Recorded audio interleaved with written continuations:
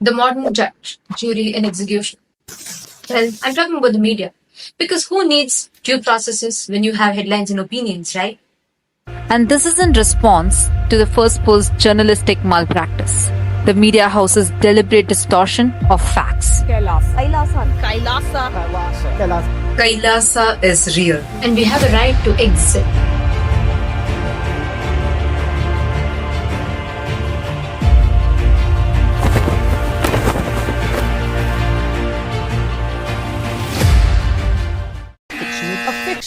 Fictional. Dear media, your persistence in calling Kailasa fictional is just as entertaining as your commitment to fact-checking. Just a reminder, Kailasa stands strong, recognized as a sovereign state by international law. We're not a fantasy. We're a reality that you can't seem to comprehend.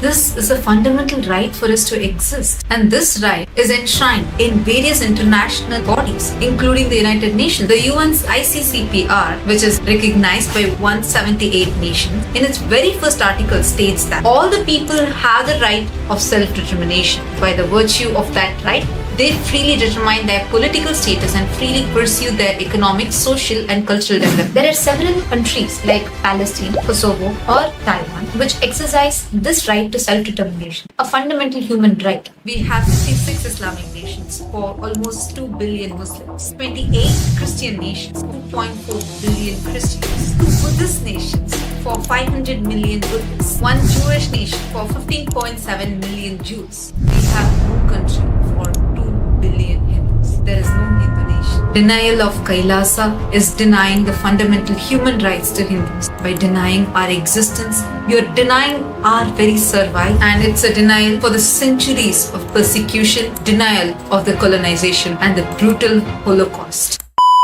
Fugitive Indians. Fugitive? Where is this word fugitive even coming from? Because no international body, including the Interpol, has ever declared the SPH Nithyananda as fugitive. In fact, the Interpol has rejected any request to issue notices against the SPH Bhagwan Nithyananda based on the evidences that was provided to them. The Supreme Pontiff of Hinduism, Bhagwan Nithyananda has been proven innocent, and the US court had exonerated Swamiji over 10 years ago. And not just that, the court also fined the conspirator for over $500,000 for all of their false allegations on Swamiji. These false allegations are not a standalone incident. They are a continuation of one of the most brutal, bloodiest, the largest and the most unspoken Holocaust, the Hindu Holocaust.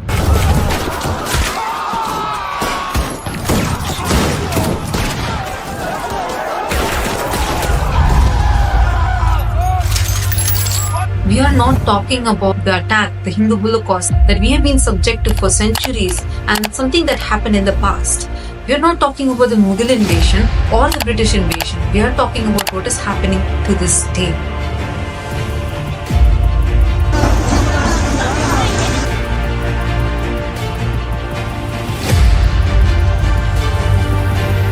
Within just the last 80 years, we have a clear record of how Hindus that are voicing out and standing up for Hinduism are being targeted, brutally persecuted, lawfare, and attacked, assassinated.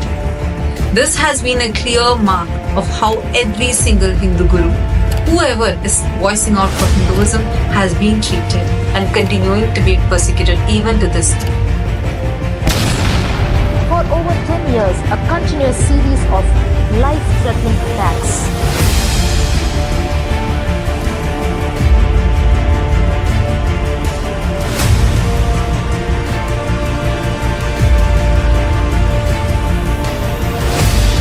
Fundamental human rights have been denied, which is well documented with a plethora of evidence. And today, there is no place for Hindus to call their home. There's no Hindu country. Kailasa is established by the Supreme Pontiff of Hinduism as a safe haven for Hindus to live, to practice their religion without any fear of being persecuted. Like how Israel is for the Jews, Vatican is for the Christians, KAILASA is for Hindus. Because the Supreme Pontiff of Hinduism is standing up unapologetically for this cause, he is being targeted and persecuted. It is important to note that despite 15 years of malicious prosecution in India, the SPH has not been convicted of any crime. The unproven allegations of rape are false and baseless. Officials without any obligation to contribute. Completely selflessly, Kailasa has contributed over 5 million PYG worth of medical aid to support the people in the said local community of Paraguay. And this is just one of the various initiatives that the Supreme Pontiff of Hinduism has set forth to contribute to the humanity. Fundamentally, Kailasa is a humanitarian services-based nation.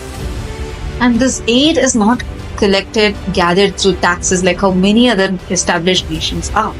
But instead, it is raised through the sheer hard work, immense sacrifices of the Supreme Pontiff of Hinduism, Bhagwan Nithyananda Parameshwar, and the contributions of the hardworking individuals of the persecuted minority indigenous community who've seen the Supreme Pontiff of Hinduism's hard work, relentless sacrifice, and the unshakable commitment towards the mission. KAILASA is real. KAILASA is recognized international body and has established bilateral relations and has not scammed anyone.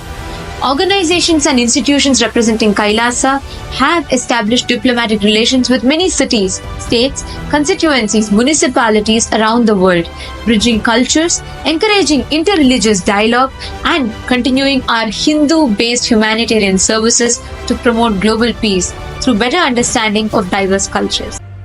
The Supreme Pontiff of Hinduism over last 30 years has been providing free education to the world.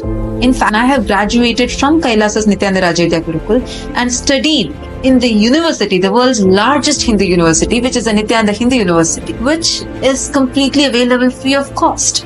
In addition to this, the Supreme Pontiff of Hinduism has launched various initiatives which KAILASA for the last 30 plus years has been continuously extending to the humanity. For example, over 1 billion free organic sattvic meals have been served to people, medical aids, setting up free medical camps, providing free accommodations to people, attending to the people in need, attending to disaster relief camps. So many initiatives like this are being actively extended to humanity in Kailasas, which are spread in over 150 countries around the globe, including during the pandemic time, when the multi-layered preventive quarantine methods were enabled in multiple Kailasas across the globe, irrespective of race, religion, caste, nationality or gender. Everyone were warmly welcomed, and all of these services were provided completely free of cost. Why, as Hindus, we are not knowing all of this information? Why, as Hindus, we are not standing up for this? This attack, this persecution has to stop.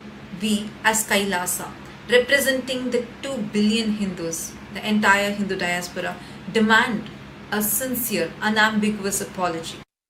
Dear Firstpost, stop the disinformation and publish the truth.